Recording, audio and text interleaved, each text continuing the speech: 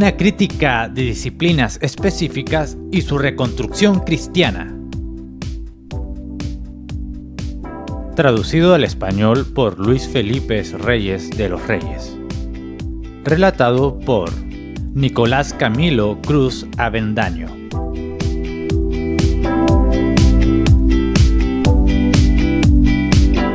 Una crítica de disciplinas específicas y su reconstrucción cristiana.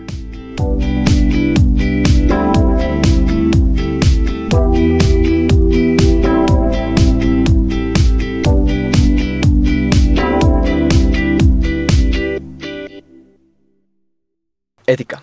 Los libros de texto estándar de ética de hoy en día describen el panorama de la teoría ética como una lección entre dos opciones básicas, la deontología de Immanuel Kant o el utilitarismo de John Mill. La deontología es una ética basada en el deber. Kant dijo que la ética debería estar relacionada con las normas que se eligen sobre la base de la coherencia lógica y sin tener en cuenta las consecuencias.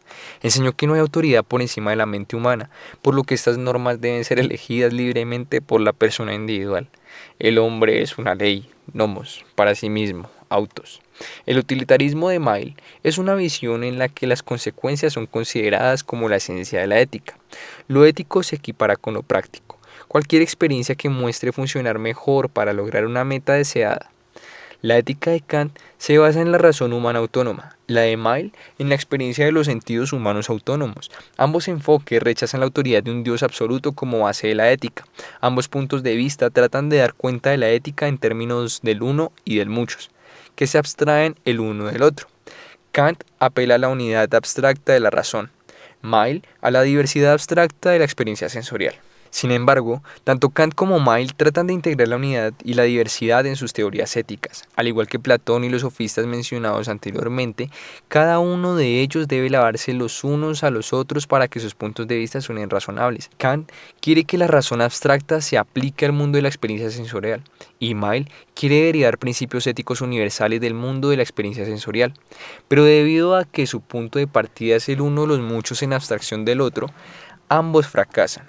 Comienzan con lo no moral y no racional como último y así deben terminar allí. Van Til observó, cito, si el hombre trata de liberarse del trasfondo del plan absoluto de Dios, tiene que comenzar su actividad moral en un espacio en blanco perfecto. Tiene que seguir actuando como un espacio en blanco moral y tiene que actuar en la dirección de un espacio en blanco moral. Fin de la cita. Kant argumenta correctamente que las leyes universales de lo que los seres morales deben hacer no puede derivarse del mundo cambiante de la experiencia sensorial de lo que es. Cito. Por ejemplo, la sinceridad pura de la amistad puede ser exigida a cada hombre, y esta exigencia no disminuye en lo más mínimo si un amigo sincero nunca ha existido, porque este deber, como deber en general, antes de toda experiencia, está en la idea de una razón que determina la voluntad por razones a priori. Fin de la cita. Y Mill argumenta correctamente que la ética derivada de la razón abstracta no podría proporcionar reglas éticas concretas y viables que en última instancia debe basarse en la experiencia de los sentidos. Cito, no es mi propósito actual criticar esas cosas, pero no puedo evitar referirme al título ilustrativo, el tratado sistemático de uno de los más ilustres, la metafísica de la ética, de Kant. Este hombre notable, cuyo sistema de pensamiento seguiría siendo durante mucho tiempo uno de los hitos de la historia de la especulación filosófica, establece en el trato en cuestión un primer principio universal como origen y fundamento de la obligación moral. Es este. Actúa para que la regla sobre la que actúas admita ser adoptada como ley por todos los seres racionales. Pero cuando comienza a deducir de este precepto cualquiera de los deberes reales de la moralidad, falla casi grotescamente en mostrar que habría alguna contradicción, alguna imposibilidad lógica, por no decir física, en la adopción por parte de todos los seres racionales de las más escandalosas e inmorales reglas de conducta. Todo lo que sabe es que las consecuencias de su adopción universal serían tales que nadie elegiría incurrir. Fin de la cita. Tanto Kant como Mill pueden refutar al otro señalando cómo el otro quiere llegar a un punto que está excluido por sus premisas. El imperativo categórico de Kant de que un acto moral será capaz de convertirse en una ley universal para todos los seres racionales es el menos razonable en su superficie. ¿Qué persona razonable no estaría de acuerdo en que se apliquen las mismas reglas a todos? Asimismo, el enfoque utilitario de Mill de que los actos morales son los que maximizan la felicidad humana es razonable en la superficie. ¿Qué persona razonable no estaría de acuerdo en que mejorar la vida de nuestros semejantes es esencial para la ética? Ambos puntos de vista han sido atractivos porque ambos tienen elementos de la verdad. Están operando con capital robado del cristianismo. Cristo dijo que el mandamiento más grande es amar a Dios y el segundo es amar a tu prójimo como a ti mismo. Cristo enseñó respeto por los mandamientos absolutos de Dios y respeto por los individuos en sus diversas necesidades. A diferencia de Kant y Mill, Cristo tiene un fundamento metafísico y epistemológico en la naturaleza de un Dios absoluto que es lógicamente compatible con su enseñanza moral del deber a la ley moral y la preocupación por las consecuencias individuales. Puesto que el Cristo divino es a la vez la fuente de los absolutos morales y de la dirección de la historia, no hay nunca un conflicto entre el deber de la ley y la consecución de las mejores consecuencias. Como el concreto universal, Dios ha integrado perfectamente la ley moral y los resultados históricos. Hacer lo correcto no siempre tiene como resultado inmediato las mejores consecuencias, pero al final siempre las tiene. El juicio final pone las cosas en su lugar. Kant no puede justificar su regla de igualdad de trato para todos los seres humanos sobre la base de su filosofía porque ni siquiera puede saber si existen otras personas. Según él, todos los universales son una proyección de la mente humana individual y autónoma. Saber que existen otras personas serían saber cosas en sí mismas, el mundo del noumenal, lo cual es imposible desde su punto de vista. E incluso, en un mundo solitario y aislado, Kant no puede dar cuenta de la integración de los universales con los particulares porque su universal comienza como un puro vacío, excluyendo toda particularidad. La utilidad o eficiencia debe definirse en términos de una meta, y una meta es la unificación de una diversidad de particularidades históricas, pero la pluralidad abstracta no puede ser el fundamento de los universales. La visión ética de Mill tiene una plausibilidad superficial porque se escabulle en una meta que no puede justificarse sobre la base de su filosofía. Establece la meta de la felicidad sobre la base de su experiencia de que todas las personas tienen como meta la felicidad. No se puede dar ninguna razón por la que la felicidad general sea deseable, excepto que cada persona en la medida en que la crea alcanzable desee su propia felicidad. Mill comete la falacia naturalista. Solo porque la gente desee algo no significa que deba desearlo. Si no hay diferencia entre lo que es y lo que debería ser, entonces no tiene sentido debatir sobre la ética. Todo está bien. La ética se reduce a hacer lo que quieras hacer. Y además, Mill no puede conocer lo universal de lo que todo el mundo quiere a partir de su epistemología empírica que parte de particularidades abstractas. La existencia de un Dios absoluto es necesaria para la posibilidad de metas éticas. Y la trascendencia de ese Dios, es decir, la distinción entre el creador y la criatura, es necesaria para hacer una distinción entre las personas que persiguen algunas metas que son buenas y otras que son malas. En términos de la voluntad humana, las filosofías no cristianas se enfrentan a una elección entre una voluntad que es libre de toda ley y por lo tanto equivalente a la causalidad o una voluntad que está completamente determinada por la ley amoral. Kant apeló a la libertad completa del reino nouménico incognoscible, mientras que Mill dijo que la voluntad humana estaba completamente inmersa en el reino material, fenoménico y por lo tanto completamente determinada. En términos de ambos puntos de vista, la voluntad humana se origina en una fuente amoral. Una voluntad que está libre de todas las leyes nunca podría tener la obligación de obedecer las leyes morales y por lo tanto tal voluntad no podría decirse que tiene un carácter moral. En la idea de la pura contingencia no hay lugar para ningún tipo de criterio por el cual la verdad pueda oponerse a la falsedad. Kant admitió que el reino del numen no puede ser un objeto de conocimiento, lo que significa que en la medida que el hombre es libre, no puede conocerse a sí mismo. En la medida en que se conoce a sí mismo, no es libre. En términos de la antigua visión de la gran cadena del ser de Tomás de Aquino y otros, la voluntad humana es libre en la medida en que carece de ser. Por lo tanto, un yo libre es un yo que no existe. Por otro lado, una voluntad completamente determinada por fuerzas amorales nunca tendría la responsabilidad moral de seguir o no una ley moral. Como el libre albedrío tampoco tendría un carácter moral. Ignorando su capacidad de dar cuenta de la responsabilidad humana sobre bases seculares, la doctrina de un Dios que todo lo controla es una razón importante para que los ateos reclamen la superioridad racional del ateísmo sobre el cristianismo. Incluso si el cristianismo no tiene respuesta para el problema del determinismo contra el libre albedrío, eso simplemente lo pone en pie de igualdad con el ateísmo en este asunto. No da ventaja al ateísmo, pero de hecho, el cristianismo tiene ventaja sobre el ateísmo en este tema. Al menos en términos del cristianismo, la fuente de la voluntad humana es moral, mientras que la fuente de la voluntad humana sobre los puntos de vista seculares carece de carácter moral. Tanto la ley moral como las opciones individuales pueden tener un significado racional y moral porque la unidad y la diversidad son igualmente fundamentales en Dios, y mientras que el ateísmo no tiene ninguna base para la distinción entre lo que es y lo que debe ser porque todo es uno, por ejemplo la naturaleza, desde el punto de vista cristiano, la voluntad humana es ontológicamente distinta de Dios, lo que proporciona un elemento necesario para la posibilidad de la distinción ética entre lo que es y lo que debe ser. Esto no responde a todos los misterios de la interacción entre la voluntad divina y la voluntad humana.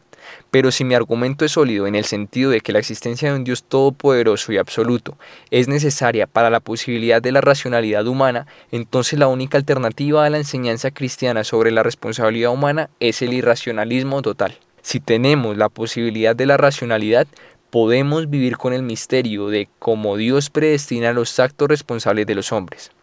Si tenemos la imposibilidad de la racionalidad, no tenemos nada en absoluto. El cristianismo puede tener un problema para explicar la existencia del mal y el irracionalismo sobre la base de un creador absolutamente bueno y racional. Pero los no cristianos tienen un problema para explicar el mal y la racionalidad sobre la base de un universo en última instancia amoral y no racional. No tienen ninguna base para indignarse con Dios por permitir el mal, porque el mal no existiría en un mundo sin Dios. Todo carecería de sentido. El sufrimiento de los niños no tiene sentido, no es una ocasión de indignación moral, si es que el ateísmo es verdadero. La valoración objetiva de que ciertos actos son malos presupone una norma absoluta de bondad, para juzgar que estos actos no han alcanzado la bondad. Que un Dios absolutamente bueno controle todos los detalles de la historia, garantiza que el bien triunfará sobre el mal, y que el mal que ocurre en la historia finalmente sirve a un fin bueno y racional. Pero si un Dios así es rechazado, ¿con qué queda uno? En su popular libro ¿Por qué le pasan cosas malas a gente buena?, Rabbi Harold Kushner dice que Dios es finito. Él está luchando contra el mal y el caos como nosotros. Él es más fuerte que los humanos.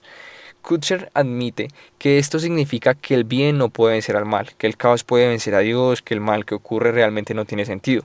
La predicación de términos morales como bueno y malo ni siquiera sería posible en tal universo, pero solo en términos de las implicaciones que Kushner admite sobre su punto de vista, no proporciona ninguna base para una esperanza racional frente a las tragedias en la vida que nos confrontan a todos. A pesar del atractivo popular prima facie de los dos puntos de vista seculares mencionados, los especialistas en ética filosófica saben que ninguno de ellos ha podido resistir un escrutinio racional.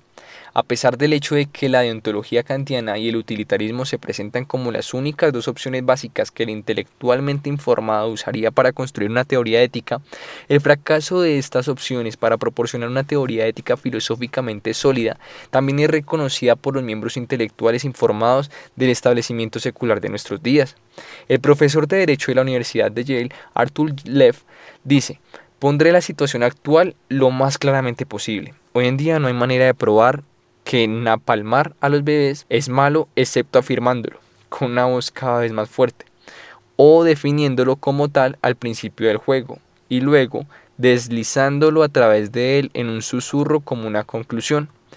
Ahora bien, este es un hecho de la vida intelectual moderna también y dolorosamente conocido, que es uno de los pocos que es a la vez horripilante y banal. Fin de la cita. Aunque ha habido un aumento reciente de la filosofía aplicada, como la ética médica, sin una filosofía de la ética que pueda ser definida, la aplicación de la ética filosófica es pura sofistería, como observa el filósofo ateo Kai Nielsen. Cito: espero ser un tipo tolerantemente reflexivo, pero no sé si el bien o el mal es mejor, o peor que un cajero tolerantemente reflexivo. En resumen, la filosofía analítica pospositivista no nos dio una base filosófica distintiva para una ética crítica. En vez de eso, la experiencia del filósofo analítico pospositivista es, como Richard Roth ha dicho bien, más como la de un abogado. Fin de la cita. Nelson continúa diciendo que la ética religiosa también es un lío, pero espero haber demostrado que tal no es el caso de la posición cristiana presentada en este ensayo. Gobierno civil y derecho. Bantil ha dicho: no hay otra alternativa que la teonomía y la autonomía, ya sea la ley de Dios o la ley hecha por el hombre. Si el hombre va a actuar como Dios y hacer su propia ley, tiene dos opciones básicas: unidad abstracta o diversidad abstracta. La filosofía moderna del derecho refleja esto al presentar las dos opciones básicas entre la ley natural y la ley positiva. Existe la ley natural porque todos los hechos de la creación revelan un Dios que es la fuente de toda ley y a quien estamos obligados a obedecer. Sin embargo, tradicionalmente se ha dado a la ley natural una interpretación que implica puntos de vista antiteístas, de uno y de muchos. El principal teólogo católico romano, Tomás de Aquino, es un buen ejemplo de alguien que comete tal error. En su argumento de la ley natural para matar en defensa propia dice: por lo tanto, este acto, puesto que la intención de uno es salvar su propia vida, no es ilegal, ya que es natural para todo mantenerse en ser en la medida de lo posible. Fin de la cita. Del hecho de que el hombre es un ser, Aquino concluye que el hombre debe preservar su ser, pero el atacante también es un ser. Entonces, ¿por qué elegir un ser sobre el otro? De acuerdo con su apoyo a la visión griega del ser y de la materia expresada en otras partes, Aquino está diciendo que el hombre tiene el ser en la medida en que participa en el ser divino. Este ser último es un concepto vacío, porque se logra abstrayendo toda la diversidad, materia.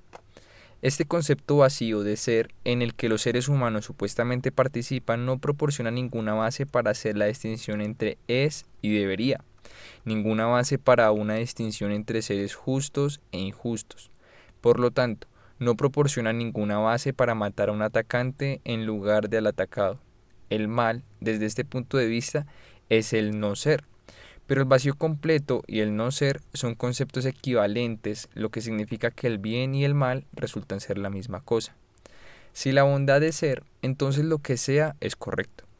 Este punto de vista es coherente con la filosofía panteísta de Charles Manson, que explica así: no pienso en bienes ni en males, sino en lo que es. Fin de la cita. Y con la ética naturalista del Marqués de Sade, en la que es justo que los hombres dominen a las mujeres solo porque tienen el poder natural. Aquí no apela a lo natural, pero si un Dios trascendente es la fuente de la ley, la naturaleza no es en sí misma normativa. La visión cristiana de que Dios es trascendente es inconsistente con la visión griega de la gran cadena del ser. Desde el punto de vista cristiano, no se puede apelar a la naturaleza como la fuente última del derecho. La naturaleza solo puede transmitir lo que es normativo. La naturaleza revela la ley de Dios. La naturaleza no es Dios. Aquino ha caído en un razonamiento unívoco al apelar a lo natural como normativo. La ley universal defendida por la teoría tradicional del derecho natural es una autoridad vacía e inútil. Pero si hay un Dios universal, trascendente y concreto, no es necesariamente que todo ser creado deba preservar su ser. Algunas personas merecen morir. Deberían rendirse ante las autoridades y enfrentarse a su destino. La Biblia es clara en eso. Los defensores de la ley natural a menudo tratan de distinguir entre lo que es y lo que debe, mirando a las posiciones morales en las que todas las sociedades están de acuerdo. Pero la Biblia no apoya eso como una norma para la voluntad de Dios, porque todas las naciones se apartaron de Dios después de las caídas. Léase Génesis 6:11, Romanos 3 del 10 al 18. La puerta ancha es el camino de la destrucción, Mateo 7:13. Y como dice Romanos 3, versículo 4, que Dios sea verdadero, aunque todo hombre sea mentiroso. La mente no regenerada está en contra de la ley de Dios, porque la mente que está puesta en la carne es hostil a Dios, porque no se somete a la ley de Dios en verdad, no puede. Romanos 8:7. A veces los defensores de la ley natural miran lo que los animales hacen como el estándar para lo que es natural, y por lo tanto bueno. Pero aunque los animales puedan proporcionar ejemplos de comportamiento comedido, Proverbios 6:6, el actuar como bestias salvajes es a menudo equiparado con la maldad en lugar de la bondad en la Biblia. Segunda de Pedro 2:12. La naturaleza sufre bajo la maldición de la caída del hombre. Génesis 3, versículo 17, Romanos 8, 20 al 22. La visión bíblica de la ley natural es que Dios da a todos la conciencia de seguir la obra de la ley escrita en sus corazones. Romanos 2, del 14 al 15. Pero la conciencia se hace escuchada sin la gracia de Dios. Romanos 1, 21, 32. Dios se revela a través de la creación. Romanos 1, 20. Y el razonamiento moral del estado perfecto de cosas antes de la caída es válido. Mateo 19, 8. Pero la humanidad suprime la revelación de la creación. Romanos 1, 18. El Dios contra el cual el hombre se ha rebelado gobierna todas las áreas de la vida, así que la rebelión del hombre contra Dios involucra toda la vida. Por lo tanto, la revelación redentora de Dios al hombre debe establecer el ideal ético para toda la vida, y el Espíritu Santo debe renovar la mente del hombre para seguir la ley revelada de Dios en todas las áreas de la vida. Dado el monopolio del Estado sobre el uso de la espada para gobernar, el poder estatal está especialmente expuesto a grandes abusos en un mundo de pecadores. Seguir la guía de Dios sobre la autoridad apropiada y los límites del Estado es, entonces, aún más importante. Algunos cristianos han argumentado que la ley natural podría al menos ser una fuente de leyes para el Estado para aquellos iluminados por el Espíritu Santo para discernir esas leyes, sin que los titulares de cargos cristianos sean tan estrechos como para tener que buscar en la Biblia la justificación de leyes y políticas. Pero no se dan cuenta que aún antes de la caída, Dios no dejó a Adán con la ley natural como su única guía ética. Él reveló el bien y el mal a través de una revelación especial. Génesis capítulo 2, versículo 16 al 17. Cuanto más después de la caída se necesita una revelación especial para la guía ética. Dios nunca quiso que la ley natural fuera una fuente suficiente de normas morales.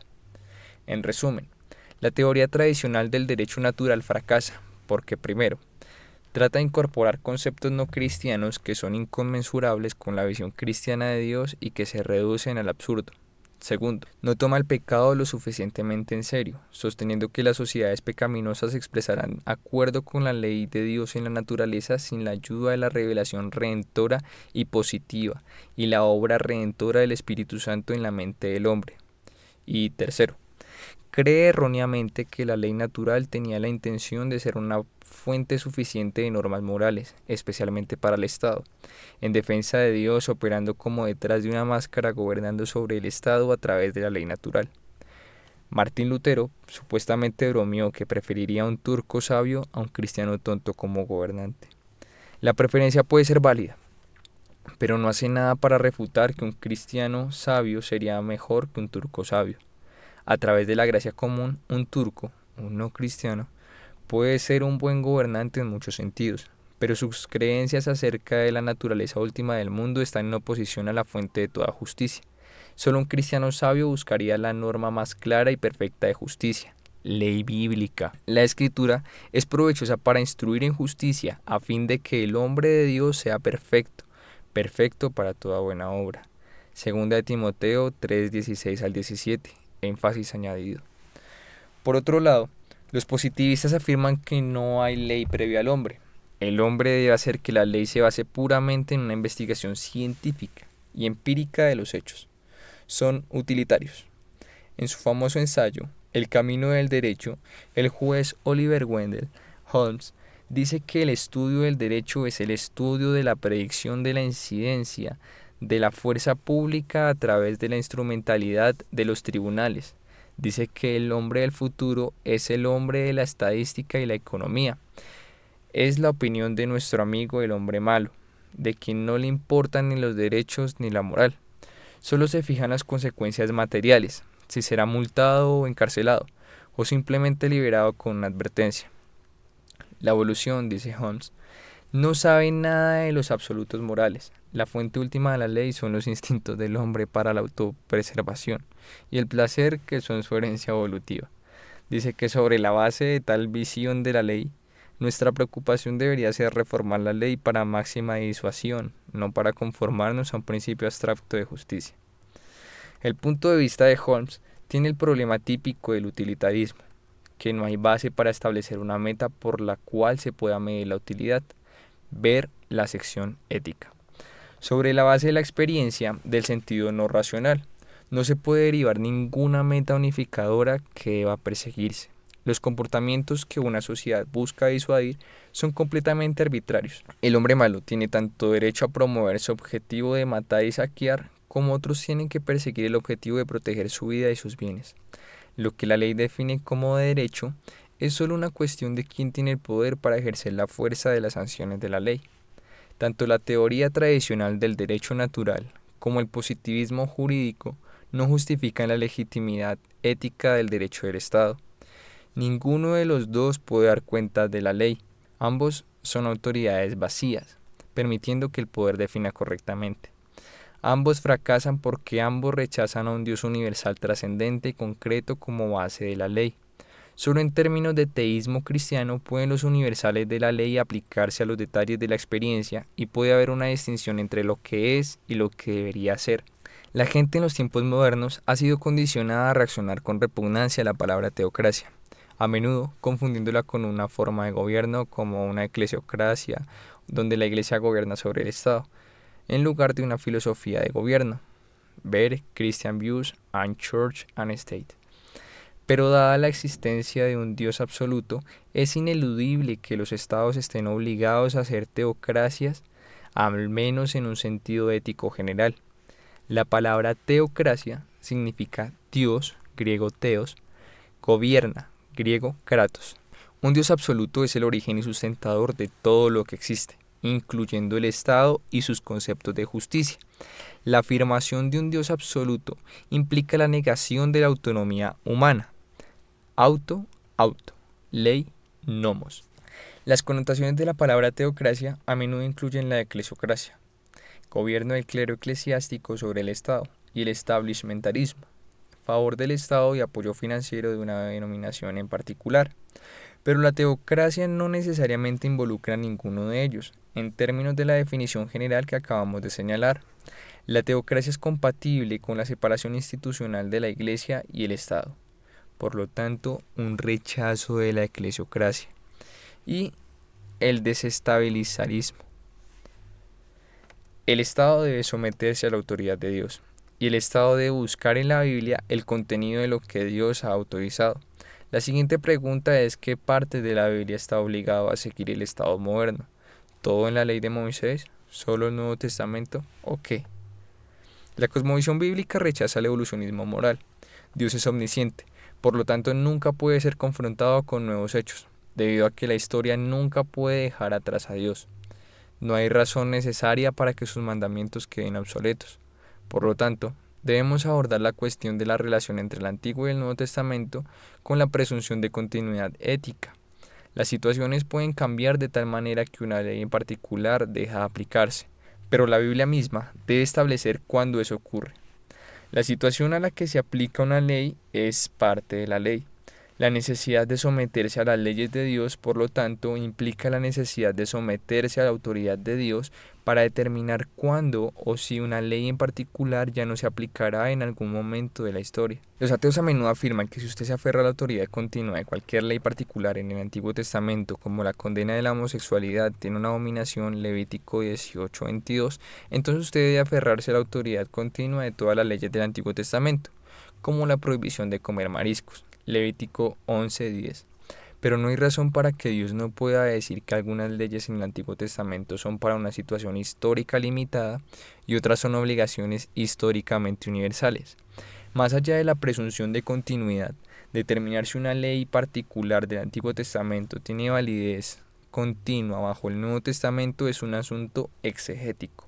En las mentes modernas de los occidentales, la palabra teocracia a menudo evoca pensamientos de un poderoso estado policial que utiliza la violencia para coaccionar a los convertidos al cristianismo. En realidad, la visión bíblica está más cerca del libertarismo que del estatismo. La existencia de un Dios absoluto implica un estado limitado. Las cosmovisiones paganas rechazan la distinción entre creador y criatura, y por lo tanto no tienen ninguna autoridad verdaderamente trascendente más allá del hombre. El problema del uno y del muchos se convierte en el problema de la anarquía contra el totalitarismo, cuando se aplica al Estado. Si cada hombre individual es la autoridad suprema, entonces hay anarquía. Si el hombre colectivo, el Estado, es la autoridad suprema, entonces existe el totalitarismo. La libertad solo puede existir a expensas del orden, y el orden solo a expensas de la libertad. R. J. Rushdoni explica la naturaleza inherentemente totalitaria de la filosofía política atea. Cito: el derecho humanista, además, es ineludiblemente el derecho totalitario. El humanismo, como desarrollo lógico de la teoría de la evolución, se aferra fundamentalmente al concepto de un universo en evolución. Se considera que este es un universo abierto, mientras que el cristianismo bíblico, debido a su fe en el Dios Trino y su decreto eterno, se dice que es una fe en un universo cerrado. Esta terminología no solo tiende a perjudicar el caso, sino que invierte la realidad. El universo del evolucionismo y el humanismo es un universo cerrado. No hay ley, ni apelación, ni orden superior, más allá y por encima del universo. En lugar de una ventana abierta hacia arriba, hay un cosmos cerrado. No hay por lo tanto ninguna ley y decreto final más allá del hombre y del universo. La ley del hombre, por lo tanto, está más allá de toda crítica, excepto por el hombre. En la práctica, esto significa que si la ley positiva del Estado es la ley absoluta, el Estado es la expresión más poderosa y más organizada del hombre humanista, y el Estado es la forma y expresión de la ley humanista. Debido a que no hay una ley superior de Dios como juez sobre el universo, sobre cada orden humano, la ley del Estado es un sistema cerrado de ley. No hay apelación más allá de eso. El hombre no tiene ningún derecho, ninguna esfera de la justicia, ninguna fuente de derecho más allá del Estado, a la que el hombre pueda apelar contra el Estado. Por lo tanto, el humanismo encarcela al hombre dentro del mundo cerrado del Estado y el universo cerrado del esquema evolutivo. Fin de la cita. En contraste, la visión cristiana, con su absoluta distinción ontológica entre el creador y la criatura, no permite que ni el individuo ni el Estado sean divinizados para ser la autoridad última. La cosmovisión cristiana permite tanto la libertad como la autoridad del Estado, puesto que solo Dios posee la autoridad última. La autoridad de cualquier institución humana, ya sea la Iglesia, el Estado, la familia o individuo, está limitada por la autoridad de Dios. El Estado tiene autoridad para actuar donde Dios le ha dado jurisdicción, autoridad literalmente para hablar, dicción, ley, juris, y no puede actuar más allá de esta autoridad limitada. La Iglesia, el Estado, la familia y el individuo tienen sus propias esferas de autoridad limitada bajo Dios, y por lo tanto sirven como control y equilibrio contra los abusos potenciales de unos y otros. Desde el punto de vista cristiano, el Estado no puede efectuar la conversión por la fuerza.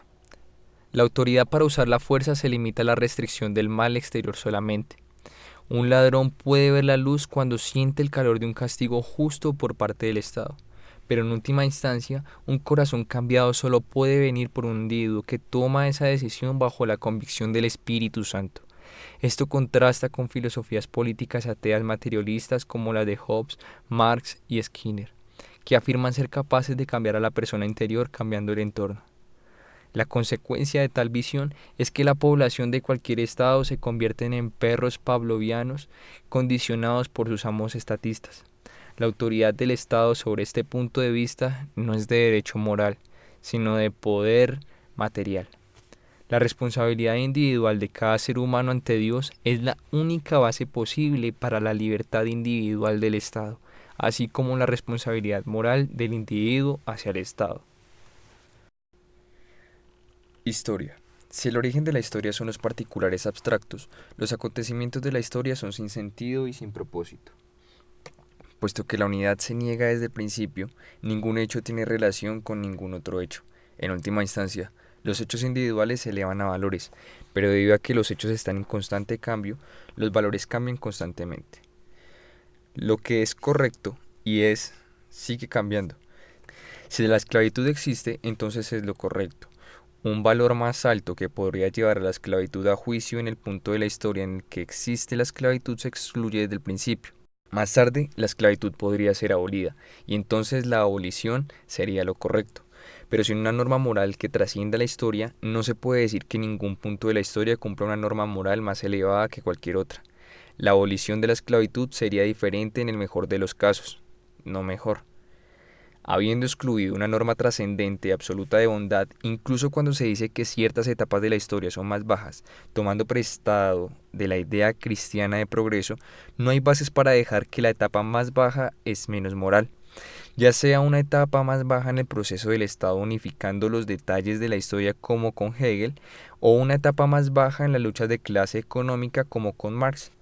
La idea de progreso moral es negada por la presuposición de la diversidad abstracta. Por otro lado, si el origen de la historia es una unidad abstracta, entonces el cambio queda excluido. Los hechos individuales deben ser denigrados como ilusiones, así que de nuevo, la historia no tiene sentido. El propósito en la historia requiere múltiples eventos individuales de la historia que sirven a la realización de un fin unificado. Sin una manera de llevar al uno y al muchos a un contacto fructífero, el historiador no cristiano está atascado en ver la historia como nada más que múltiples eventos aislados, o ve la historia como un vacío temporal. De cualquier manera, la historia significativa, la historia racional, se pierde. La visión bíblica de la historia es completamente personalista, moral y racional, porque una persona absolutamente racional es la fuente de toda diversidad y unidad en la historia. Debido a que la persona absoluta trasciende la historia creada, hay un estándar por el cual juzgar las acciones de la gente en la historia como buenas o malas. Herbert Schlossberg explica, cito, la visión bíblica es que la historia tuvo un principio y tendrá un fin, y que tanto el principio como el fin están en las manos de Dios. Por lo tanto, lo que se interpone entre ellos está investido de significado y propósito. El creador no es el principal impulsador de la filosofía antigua, y el terminador no es el desolador agotamiento de los recursos o el agotamiento del sol. La voluntad y la personalidad lo dominan todo, y hacen de la historia una arena moral. Fin de la cita. Que la historia es una arena moral es aún más cierto dada la caída y la necesidad de redención. Abra cualquier libro de texto de historia y vea lo que dice sobre el principio de la historia. Eso revelará la filosofía de la historia del autor. Lo más probable es que un libro de texto de historia moderna hable de moléculas sin sentido que evolucionan hacia el hombre. La caída en el pecado y la revelación bíblica serán tratados como mitos tribales primitivos que fueron gradualmente reemplazados por la cosmovisión científica. Sin embargo, como se explicó en la parte de arriba, la caída histórica y la existencia de una revelación redentora de Dios después de la caída son la base para cualquier posibilidad de una interpretación racional de la historia. La revelación redentora tendrá autoridad sobre la interpretación de la historia y no meramente sobre la salvación del alma, porque aquel contra quien se pecó es el gobernante de toda la historia. Ya que Dios gobierna sobre cada área de la vida, la rebelión contra Dios afecta a cada área de la vida, y la revelación redentora de Dios hablará a cada área de la vida. La meta de la historia y la meta de todas las cosas es la gloria del Dios absoluto. Por lo tanto, los que se rebelan contra Dios interpretarán la historia según principios falsos. El milagro de la redención y la renovación de la mente a través del conocimiento obtenido de la revelación redentora son esenciales para una verdadera interpretación de la historia. No es que los historiadores no cristianos nunca sean capaces de decir nada correcto acerca de la historia, pero lo que sí expresan será solo porque son inconsistentes con sus cosmovisiones incrédulas. La centralidad de la redención para una verdadera interpretación de la historia valida el uso del nacimiento de Cristo como marcador para medir la historia en los años antes de Cristo y después de Cristo. El uso de antes de la era común y era común son productos de un enfoque supuestamente inclusivo, neutral y no cristiano del estudio de la historia. Dado que Cristo es verdaderamente el Señor de la historia y que todos los enfoques no cristianos para el estudio de la historia socavan la posibilidad de la racionalidad, el uso de antes de la era común y era común es anticristiano e irracional. Sin embargo, en cierto sentido, el uso de antes de la era común y la era común todavía refleja una deuda con una interpretación cristiana de la historia porque todavía se aplica a años medidos desde el nacimiento de Cristo. CE significa era cristiana para todos los propósitos prácticos. Los secularistas a menudo toman prestada la idea de progreso del cristianismo, y gran parte de la atracción de sus visiones del futuro deriva de su llamado al libre albedrío humano, para hacer que ocurra la próxima transición en la historia. Haeckel vio al gran hombre de la historia como Napoleón, como el que causó el cambio. Marx condenó la explotación de una clase por otra en las etapas económicas previas a la etapa final del comunismo sin clases, e instó a las clases bajas a unirse contra la opresión. Pero habiendo rechazado al Dios universal concreto del cristianismo, el libre albedrío humano es una ilusión o un elemento de caos. Si el caos, no hay razón para pensar que el libre albedrío causaría progreso a la siguiente etapa inevitable en la historia, porque el concepto de caos excluye la posibilidad de tener una dirección unificada. El propósito moral que impulsa la historia sirve como una herramienta radicalmente diferente para la interpretación de los acontecimientos de la historia que aquellos empleados en las filosofías seculares de la historia. Platón veía el fracaso moral como una simple falta de conocimiento. Por lo tanto, aquellos que conocen el bien siempre lo harán. La historia progresa a medida que se adquiere un mayor conocimiento del bien, siendo las masas guiadas por aquellos que tienen el mayor conocimiento del bien, los filósofos. Pero en la interpretación teísta cristiana de la historia, Dios es ineludiblemente conocido a través de cada hecho de la creación y a través de un conocimiento de Dios que está implantado en cada mente humana. Los hombres tienen una aparente ignorancia de la verdad porque la suprimen. Romanos 1, 18 al 23. Conocen el bien, pero no lo hacen. Debido a que Dios es la fuente de la verdad y los hombres están en rebelión contra Dios, el progreso histórico hacia la meta de una mayor iluminación requiere la redención divina.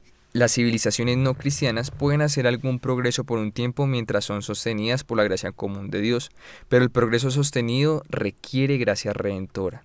Solo la reconciliación con Dios puede hacer posible una obediencia sostenida por Dios. La historia progresa en términos de obediencia a Dios. Las civilizaciones colapsan debido a la desobediencia a Dios. La historia está progresando hacia un nuevo cielo y una nueva tierra en la que mora la justicia. El jardín que el hombre debe conservar y cuidar al principio de la historia se convierte en una gran ciudad, la ciudad de Dios. Apocalipsis 21 y 22. El progreso moral trae el progreso en la economía, la ciencia y el arte de gobernar. Áreas creadas de la vida que los secularistas tratan como preocupaciones últimas y así se convierten en ídolos, habiendo tomado el lugar de Dios. Aquellos que no están con Dios serán dejados en el basurero de la historia, que es barrido en el lago de fuego al final de la historia. La idea de que la historia tiene un propósito y es lineal, yendo del pasado al presente y al futuro, es tan natural para las mentes modernas que pocos se dan cuenta de que en un tiempo prácticamente todo el mundo tenía un punto de vista contrario. Una visión cíclica de la historia era la visión estándar en todas las civilizaciones precristianas. Desde este punto de vista, todo lo que ha sucedido volverá a suceder. Las mismas personas volverán a aparecer, el progreso histórico es imposible. Si algo surge en la historia que sea verdaderamente nuevo, es un producto del reino del caos, una monstruosidad completa, una visión cíclica, refleja una tensión dialéctica entre la unidad abstracta y la diversidad. La unidad de la historia es el producto de una unidad que excluye toda diversidad, es una unidad atemporal, inmutable. Escapar de la rueda implacable de la historia era escapar a una eterna atemporalidad. Lo eterno también era una temporalidad sin sentido. Lo eterno no podía ser conocido porque era un espacio en blanco. Esta eterna intemporalidad debe contrastarse con la visión cristiana de lo eterno. Aunque la influencia de la filosofía griega en la teología cristiana ha traído mucha confusión en esta área, Tomás de Aquino equiparó al Dios cristiano con el mover inmóvil de Aristóteles. Pero el motor inmóvil de Aristóteles, o motores, dijo una vez que había hasta 55 de ellos. No creó el mundo, ni siquiera conoció el mundo. El que no se mueve es la fuente de la unidad del mundo. La fuente de la diversidad es la materia, que tuvo un origen independiente. Siguiendo a Aristóteles, Aquino dijo que para pensar con precisión en la naturaleza de Dios en comparación con el mundo creado, debemos seguir el método de la negación, en el que todas las cualidades particulares, los elementos de la materia, se restan de la cosa creada. El resultado es que la naturaleza de Dios se caracteriza como una unidad vacía. Así pues, Aquino se ve obligado a decir que no podemos saber lo que es Dios, solo que existe. Pero como todo el contenido de la naturaleza de Dios ha sido negado, su naturaleza es equivalente a la nada. Así, decir que Dios existe equivale a decir que nada existe. El Dios de la Biblia no es una unidad inmóvil, impersonal, abstracta. Él es un Dios vivo y conmovedor. Él actúa en el tiempo creado y en la eternidad. Dios, como soberano absoluto, está fuera del tiempo creado, y el tiempo no es más último que Él, pero eso no debe confundirse con la visión griega de la intemporalidad. Dios tiene una naturaleza temporal. Él es eterno. Dios es inmutable en el sentido de que tiene un plan que comprende todos los detalles. Nunca hay nuevos hechos que Dios aprende, por lo tanto Él nunca tiene la necesidad de cambiar su plan. Pero dentro de ese plan hay cambios predestinados, tanto en Él mismo como en su creación. La propia actividad de Dios es completamente autodeterminada. La unidad y el cambio en la historia creada están determinados por el divino uno y muchos. Para comparar con precisión la naturaleza de Dios con las cosas creadas, no debemos restar los detalles, sino restar las limitaciones de las cosas creadas. En términos de tiempo, esto significa que mientras que las cosas creadas existen por un tiempo limitado, Dios existe por un tiempo infinito. No sustraemos la sucesión particular de momentos de la naturaleza de Dios, sino que los extendemos infinitamente. Matemáticas. Una visión cristiana de las matemáticas parece absurda para mucha gente. A menudo se cita como el principal elemento de la locura de integrar lo académico con la teología cristiana. Que 2 más 2 sea igual a 4 no tiene nada que ver con la existencia de Dios. Sin embargo, este punto de vista muestra una ignorancia de las cuestiones filosóficas que se han debatido durante siglos. Uno de los primeros filósofos conocidos fue Parménides.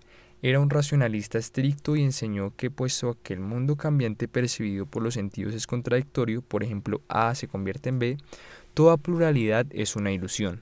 Todo es uno sobre la base de toda pluralidad es una ilusión. Todo es uno.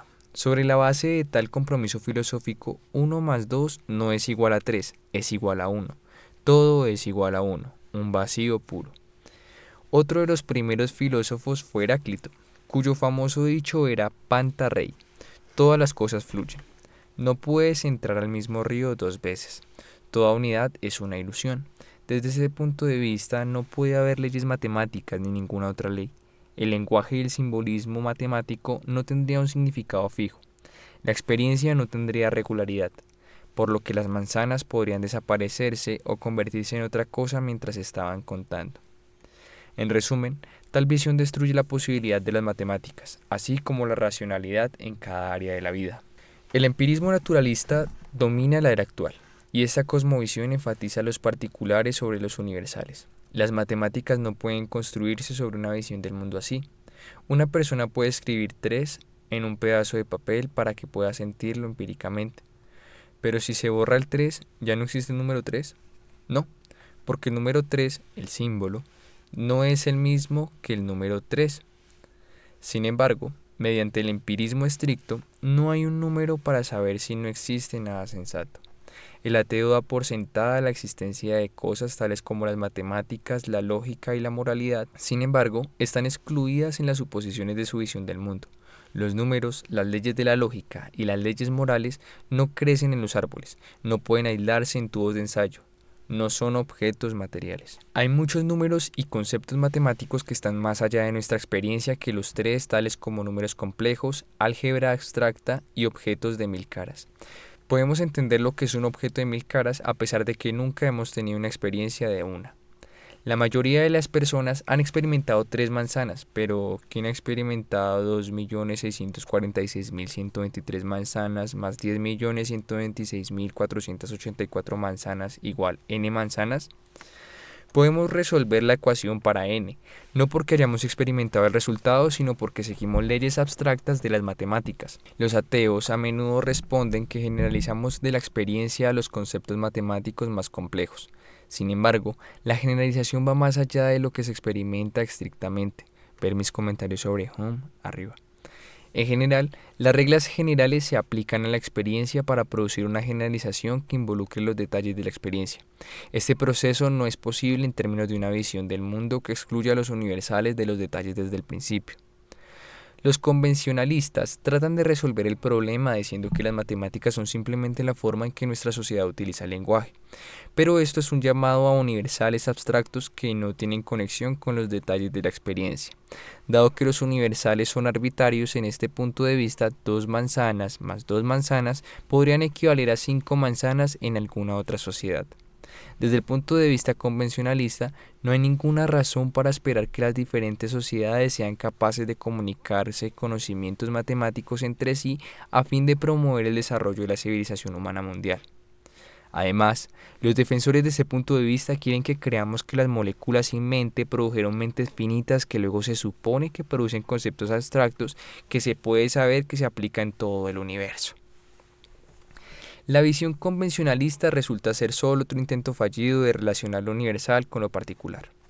Empezar por la unidad o la pluralidad en la abstracción completa del otro no puede producir racionalidad, solo el vacío y el caos. Solo a partir de la existencia de un Dios universal concreto en el que la unidad y la pluralidad están eternamente relacionadas es posible la matemática.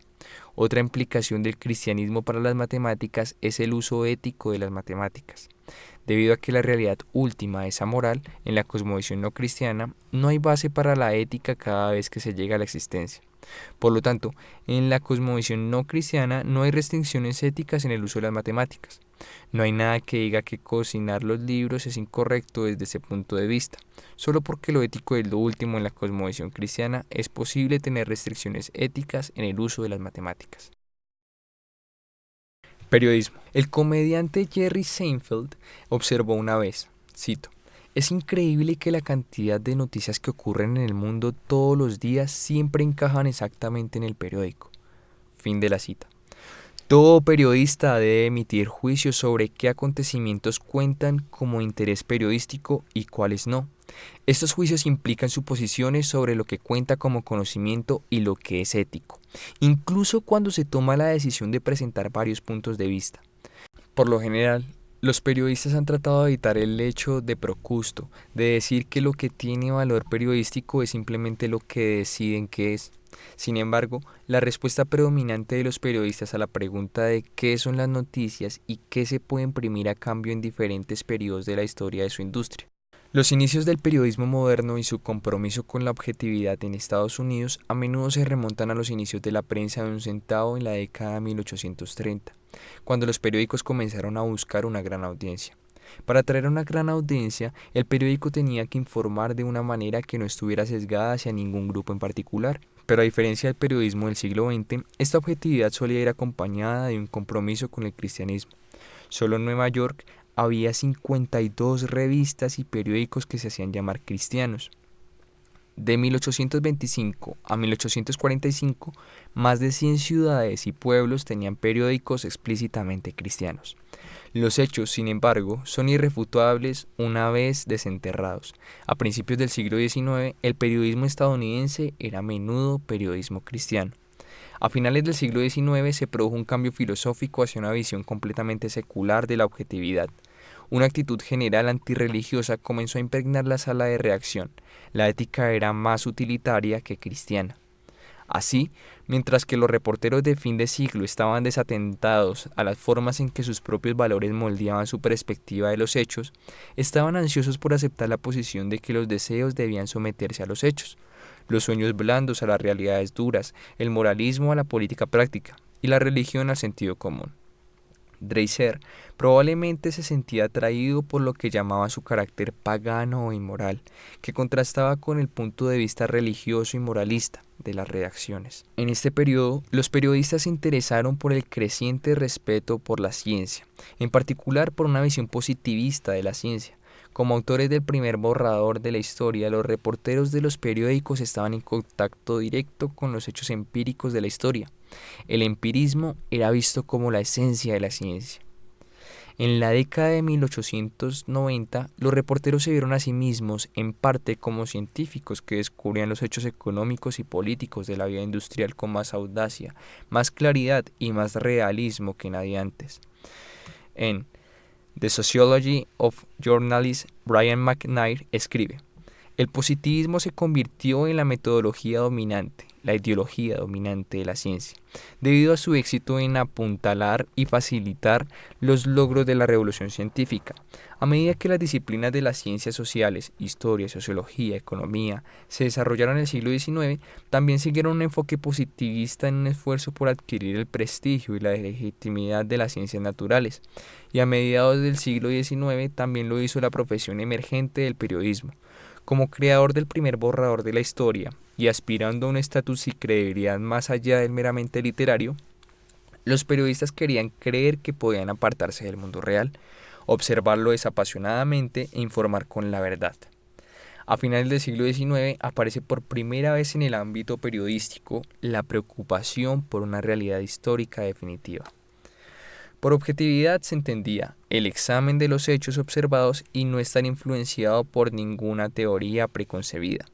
Pero hubo un tercer cambio en la idea de objetividad entre los periodistas en la década de 1920, con el auge de las relaciones públicas. Para la frustración de los periodistas después de los hechos puros y no interpretados, las noticias parecían ser menos la cobertura de los acontecimientos en el mundo que la reimpresión de estos hechos en el universo de los hechos que apelaban a intereses especiales que podían permitirse contratar a un asesor de relaciones públicas. Al no poder separar los hechos de la interpretación de los hechos, la objetividad se convirtió en el equilibrio de múltiples subjetividades, tratar de dar voz a todas las partes del asunto. Pero, ¿son todas las partes igualmente creíbles? ¿Cómo puede ser moralmente responsable para un periodista dar igual peso a todas las partes cuando una de ellas es ignorante, irracional o tal vez totalmente malévola? Rita Braver, de CBS News, dijo, cito, «Cuando cubro drogas, sería absurdo que buscara una persona que diga que la PCP es buena para los niños». Fin de la cita. Esta toma de conciencia se generalizó entre los periodistas a finales de los años 60 y marca una cuarta etapa en la visión periodística de la objetividad. El proponente por excelencia fue el periodista de Gonzo, Hunter S. Thompson, cuyas columnas revelaban desvergonzadamente sus propios pensamientos y juicios morales, por insultantes que fueran a la gente de la que informaba. La visión de la objetividad, como experiencia de sentido puro, no permitía lugar para los valores, que son objetos materiales para ser observados. Pero los periodistas son seres humanos con fuertes puntos de vista sobre el bien y el mal.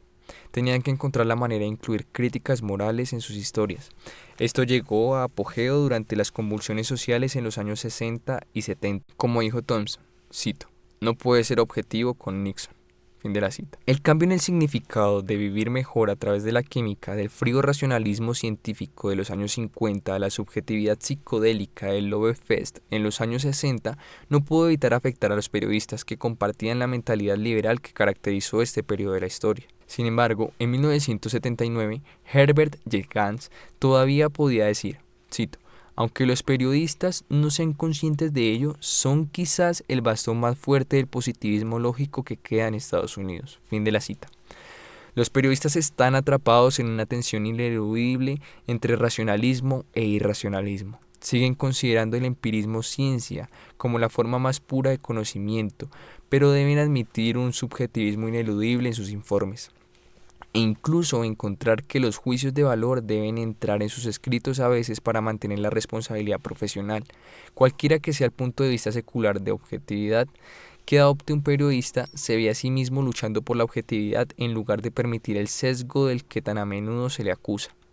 Lo que no ve es que el prejuicio va más allá de decidir qué historias tienen valor periodístico, qué expertos citar y qué etiquetas se usan o no para describir a quienes se citan. Más bien, los puntos de vista de los periodistas sobre la objetividad son en sí mismos prejuicios, y un prejuicio filosóficamente en bancarrota. Con respecto a la objetividad como epistemología positivista y empírica, dice Schiller, también es insostenible la suposición de que, como dice Alden Williams, el sesgo puede considerarse como una desviación de una condición de imparcialidad inalcanzable pero teóricamente concebible. 1975-191. Una vasta literatura que abarca numerosas áreas de investigación ahora está de acuerdo en que concebir el ideal de objetividad como la falta de sesgo es malinterpretarlo. En Ciencia y Filosofía, Polanyi, desde una perspectiva diferente, Habermas coinciden en que tal definición de objetividad engaña a las ciencias con la imagen de un mundo de hechos autosuficiente, estructurado en forma de ley, así oculta la constitución a priori de estos hechos. Habermas, 1971-69. Fin de la cita. Toda observación está cargada de teoría. El positivista llamaría a la parte teórica sesgo, pero es la única manera de tener hechos. No es una cuestión de teoría contra no teoría, es una cuestión de qué teoría. No hay neutralidad teórica. El verdadero sesgo, en el sentido de distorsión de los hechos, se debe a la falsa teoría. Por lo tanto, sería mejor distinguir entre la constitución a priori de los hechos y el sesgo. Lo que nos permite decir que el sesgo no es ineludible es simplemente incorrecto tratar de escapar al sesgo separando completamente el hecho de la teoría. El teísmo cristiano es la única cosmovisión que permite la posibilidad de los hechos.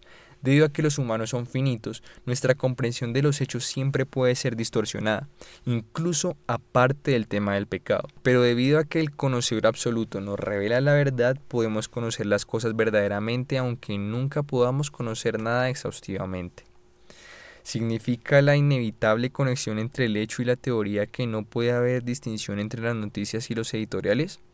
Así como la distinción entre las ciencias naturales y la teología es una cuestión de énfasis, las noticias pueden enfatizar los hechos empíricos, mientras que los editoriales enfatizan los puntos de vista morales del escritor. Pero hay que recordar que Dios es un hecho tan cierto, o más, que cualquier hecho observable.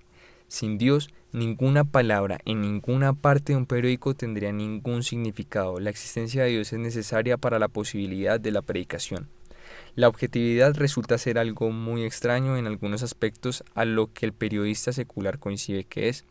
La objetividad requiere la suposición de que la existencia de Dios es un hecho y que Él se ha revelado a sí mismo en la Biblia. La objetividad todavía significa que los hechos son investigados a fondo, pero significa que el significado y la importancia de esos hechos son determinados por la palabra de Dios. Puesto que la verdad de la Biblia es necesaria para que haya hechos, las interpretaciones de hechos que son contrarias a la Biblia deben ser consideradas como falsas. Piensa en las controversias como la creación versus la evolución y la historicidad de Jesús. La objetividad todavía significa que todos los puntos de vista son reportados, pero significa que la enseñanza de la Biblia sobre el punto de vista de Dios es absolutamente autoritaria. En lugar de que el periodista actúe como Eva y dé por sentado que el diablo era quizás una persona que conocía la realidad tanto como Dios la conocía, lo que supone la misma ultimidad de las mentes de Dios, del diablo y de sí misma. La objetividad permite al periodista incluir sus propios puntos de vista morales sobre los hechos denunciados, siempre y cuando esos puntos de vista morales se deriven de la palabra de Dios, en lugar de asumir filosóficamente que la moralidad puede basarse en la autonomía del periodista con respecto a Dios. Psicología. Creer en un Dios universal concreto es creer en un personalismo cósmico, un ser absolutamente racional, absolutamente autoconsciente. Determina todo lo que sucede en el mundo. En contraste, la psicología moderna está comprometida con un impresionalismo cósmico. Lo impersonal es lo último y determina la naturaleza de todo lo demás que sucede y existe en el mundo. La psicología moderna explica la racionalidad humana y la autoconciencia por medio de lo irracional y lo subconsciente. El adulto se explica en términos del niño. Ambos se explican en términos del inconsciente, y el inconsciente se explica en términos de materia sin sentido. El concepto moderno de integración de la personalidad es una integración en el vacío. Como ser pecador y finito, hay sin duda un aspecto irracional e inconsistente de la personalidad del hombre, pero ese aspecto es la última explicación en la visión de la psicología moderna, mientras que un Dios personal y racional es la última explicación en la cosmovisión cristiana. La personalidad del hombre está integrada por Dios. Dios ha relacionado la autoconciencia del hombre con su vida subconsciente, su infancia con su madurez. Cada actividad de cada aspecto de la personalidad humana en cualquier etapa de su desarrollo actúa como una personalidad derivada ante el trasfondo de la personalidad absoluta de Dios. El hombre es una personalidad analógica. El hombre ante Dios es la única alternativa al hombre en el vacío. El Dios universal, completamente autoconsciente y concreto, ha creado al hombre como uno y muchos derivados. El ser humano está integrado en lo material y en lo espiritual, en lo sensible y en lo racional. El concepto cristiano del alma se confunde a menudo con el concepto griego. Desde el punto de vista griego, el alma es el ser racional finito de uno que está tratando de escapar de la diversidad abstracta de la materia pura y finalmente del no ser, hasta el ser puro en la cima de la gran cadena del ser. El uno y el mucho se definen en abstracción el uno del otro, por lo tanto nunca pueden ser integrados. El alma racional debe escapar del cuerpo y del mundo sensible. El cristiano rechaza la primacía de la razón en este sentido. El mundo material tiene su origen en Dios tanto como el mundo espiritual. La realización psicológica no es un asentamiento metafísico en la cadena del ser, sino una conformidad ética en todos los aspectos de la vida del hombre, tanto materiales como racionales, a la voluntad del ser trascendente, concreto y universal, Dios. La psicología de Freud sufre una tensión dialéctica entre el uno y los muchos, o racionalismo e irracionalismo, tal como se expresan sus conceptos del id, el muchos, irracionalismo, y el superego, el uno, racionalismo. Freud ha explicado la religión en términos de un complejo paterno, un deseo cumplido de que haya un padre amoroso y divino para hacer frente a un mundo misterioso y espantoso, y este complejo paterno deriva de un drama de celos, asesinatos, canibalismo e incesto en la horda primaria del pasado evolutivo de la humanidad. Como se señaló anteriormente, Freud está describiendo el irracionalismo inherente a su propia visión atea del mundo. Está explicando la personalidad del hombre en términos de un último irracionalismo. Freud llama id a la energía moral y primordial en la psique del hombre, que es un remanente de su pasado evolutivo. A partir de este origen de lo no racional, un principio del id abstracta se desarrolla de alguna manera en la sociedad humana, el superyo. El ego media el conflicto entre estas dos fuerzas opuestas pero iguales. Por un lado, Freud afirma que una dictadura unimundial, una dictadura de la razón, como la visión de Platón de los reyes filósofos, es necesaria para frenar la anarquía y hacer avanzar la civilización.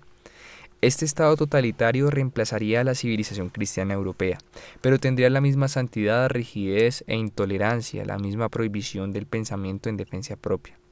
La civilización humana, dice, descansa sobre dos pilares, uno de los cuales es el control de las fuerzas naturales y el otro la restricción de nuestros instintos. El trono del gobernante descansa sobre esclavos encadenados, y añade que los instintos sexuales en particular son fuertes, salvajes y antisociales. Uno podría concluir de eso que Freud favorecería las leyes que restringen el comportamiento sexual. Sin embargo, Freud fue uno de los principales defensores de la libertad sexual, que el id, la moral, es natural y por lo tanto normal. Dijo que, cito, yo defiendo una vida sexual infinitamente más libre. Fin de la cita. Defendió la despenalización de la homosexualidad. Él se vio a sí mismo como uno de la turba que se volvió a la adoración del culto a la fertilidad del becerro de oro en oposición a Moisés y la ley que él trajo de Dios. Freud negó la realidad del pecado contra Dios, pero habiendo reducido la culpa a la biología y a la antropología, no encontró escape de la angustia de la culpa. A través de su terapia, Freud solo ofrecía tranquilidad a través de la comprensión de la atención, la sustitución de algo consciente por algo inconsciente. Puesto que este mundo es todo lo que hay, no puede haber salvación de él. Solo una irresoluble e ineludible tensión dialéctica entre el yo y el superyo, la inmadurez y la madurez, la barbarie total y la civilización totalitaria, el irracionalismo y el racionalismo, el caos y el orden. No puede haber responsabilidad con el vacío, con la moral y lo no racional.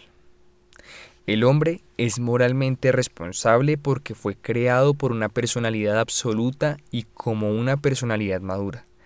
R.J. Rushdoony explica: si el hombre en su origen es un producto de un largo pasado evolutivo, entonces el hombre es mejor entendido en términos del animal, el salvaje y el niño. Sin embargo, puesto que el hombre era en su origen una creación madura, su psicología se entiende mejor en términos de ese hecho. Los pecados y las deficiencias del hombre no representan un primitivismo persistente o una reversión a la infancia, sino más bien una rebelión deliberada contra la madurez y los requisitos de la madurez. Al atribuir al hombre, como lo hacen las psicologías humanistas, un sustrato básico de primitivismo y del infantilismo racional, esta revuelta contra la madurez recibe una justificación ideológica. La inmadurez estudiada y desarrollada maduramente del hombre es alentada y justificada. Si al hombre se le recuerda que fue creado en Adán en madurez y responsabilidad, su autojustificación se hace añicos. Fin de la cita. La rebelión contra la madurez resulta en una supresión psicológica de los requisitos de la madurez y de aquel que la requiere. 2. Pueden jugar al juego de usar la realización del deseo como el origen de las creencias. En términos del racionalismo último de la cosmovisión cristiana, la creencia atea puede ser explicada en términos de un complejo antidios, claramente evidente en Freud, de que no hay ningún Dios que lleve al hombre a juicio por sus pecados. El deseo cainítico, como en Caín y Abel en Génesis 4, es el sustituto cristiano del deseo freudiano. Al rebelarse contra Dios, el hombre suprime la revelación de Dios donde quiera que la encuentra, y la encuentra en todos los hechos de la creación, incluso en sí mismo. Por lo tanto, el complejo antidios involucra la supresión de la persona y el autoengaño concerniente a la verdad de su propia naturaleza. El no cristiano debe engañarse a sí mismo, incluso con respecto al hecho de que se está engañando a sí mismo con respecto a su naturaleza creada por Dios. El autoengaño implica el engaño de uno mismo, por uno mismo, sobre uno mismo y por el bien de uno mismo. La psicología moderna considera los sentimientos de culpa como un artefacto del pasado primitivo y religioso del hombre. La solución es convencerse a sí mismo del irracionalismo de estos sentimientos y afirmar su autoestima autónoma. Pero dado un Dios absoluto contra quien el hombre está en rebelión, los sentimientos de culpa pueden reflejar la culpa genuina. El medio de lograr un sentido de autoestima y salud psicológica general es reconocer la realidad de esa culpa, buscar la misericordia de Dios y vivir de acuerdo con los mandamientos de Dios. La solución debe estar en confiar en Dios en lugar de confiar en uno mismo. Una autoestima autónoma es una autoestima sin sentido.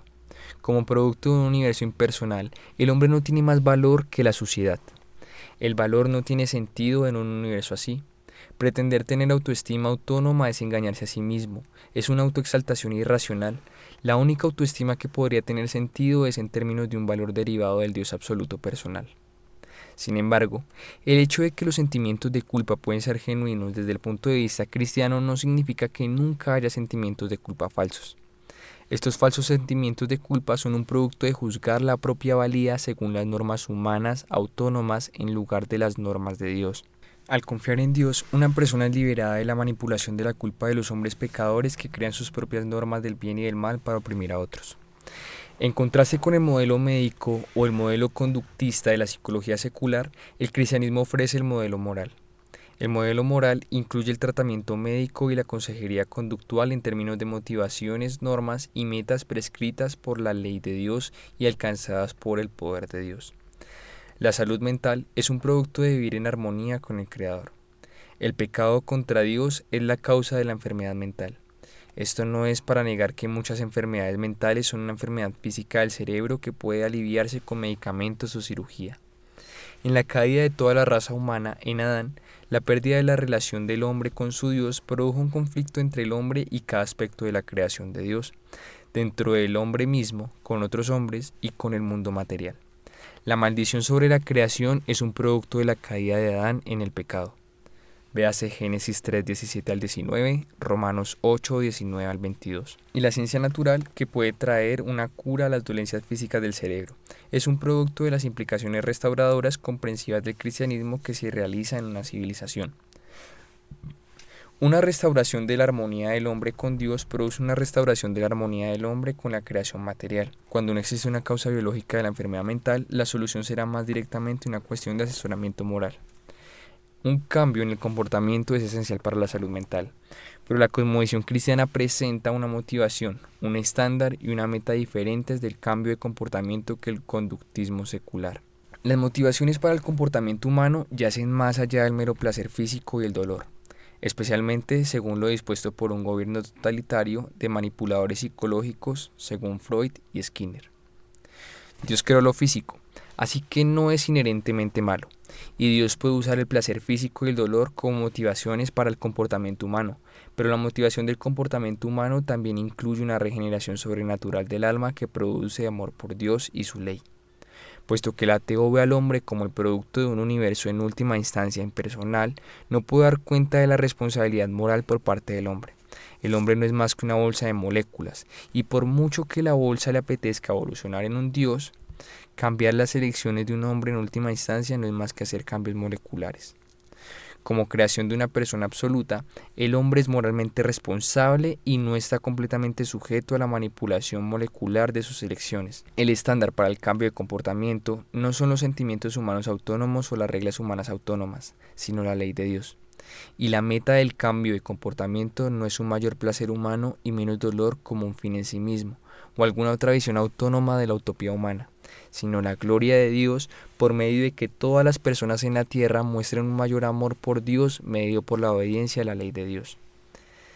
Debería ser obvio que el modelo moral de la consejería cristiana es contrario a la terapia rogeriana no directiva que ha sido abrazada por grandes segmentos de la iglesia moderna. Mientras que Carl Rogers dijo que el asunto más importante en la consejería son los sentimientos del cliente y que el enfoque en los datos y la resolución de problemas debe ser evitado, el modelo moral requiere que el consejero examine los sentimientos y los datos y provea dirección para resolver los problemas del cliente. Al igual que Freud, Rogers vio un conflicto psicológico entre la herencia evolutiva del hombre y las normas de la sociedad moderna. Su teoría es que la evolución les ha dado a los humanos los rasgos y hábitos que necesitan para sobrevivir, así que cada persona sabe por dentro lo que es mejor para él. Pero dijo, la sociedad impone un entorno ajeno a aquel en el que el hombre evolucionó. Las leyes de la sociedad no se acomodan a la verdadera naturaleza interna de cada individuo. Puesto que el hombre es básicamente bueno, el cliente tiene las respuestas dentro de sí mismo. Por lo tanto, razonó Rogers, para el terapeuta dirigir al cliente hacia una solución a sus problemas sería impersonal en lugar de personal. Y además, el cliente se convertirá en dependiente del terapeuta en lugar de autosuficiente si el terapeuta da dirección al cliente. El enfoque de Rogers implica una negación de que el hombre es una criatura y un pecador ante el Dios absoluto. Aunque el cristiano reconoce que la sociedad humana puede imponer reglas contrarias a la naturaleza de los individuos, la ley de Dios es necesariamente personal, porque el hombre ha sido creado a imagen de Dios. Dios, el eterno uno y muchos, creó al individuo y las circunstancias históricas individuales en las cuales un individuo se encuentra a sí mismo. Por lo tanto, la ley de Dios es siempre perfecta para cada individuo en cada circunstancia. Rogers pone la individualidad por encima de toda ley. Cada ser humano es una colección única de materia y todas las reglas de comportamiento externas y universales le son ajenas. Pero desde el punto de vista cristiano, el hombre aún en un estado no caído, reconociendo plenamente la revelación natural de Dios acerca de él y dentro de él, miraría a Dios como la fuente última de la ley, siendo finito, el hombre no podía ser la fuente última. La necesidad de una guía externa se hace aún más aguda porque el hombre es un pecador. Aunque el pecador tiene la verdad dentro de sí hasta cierto punto a través de la revelación natural. Como pecador, esa verdad es objeto de supresión, distorsión y autoengaño. El Dr. William Coulson, un asociado de Rogers, dice que los resultados de su terapia les hizo darse cuenta de su trágico error de ignorar la pecaminosidad de la naturaleza humana. No teníamos una doctrina del mal. Como he dicho, Maslow vio que no entendíamos la realidad del mal en la vida humana. Cuando insinuamos a la gente que podían confiar en sus impulsos malvados, también nos entendieron que ellos podían confiar en sus impulsos malvados, que realmente no eran malvados, pero eran realmente malvados. Esto golpeó de nuevo para Rogers en la década de 1970. La dirección moral dada por el terapeuta no tiene por qué resultar en dependencia del terapeuta, siempre y cuando el terapeuta respete la distinción entre el creador y la criatura, enseñando al cliente a ser dependiente de Dios como la única esperanza infalible en lugar de poner la dependencia final en el hombre fracasado.